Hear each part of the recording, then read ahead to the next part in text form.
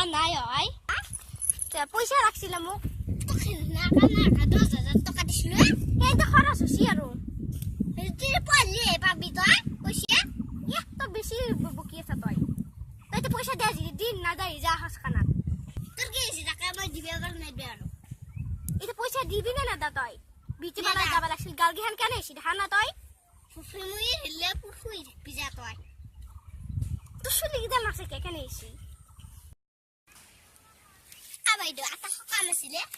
কি সকাম আমার আপিটুক 10,000 টাকা লাগছিল মই দিম দে ফুট লাগে দিম দা ফুট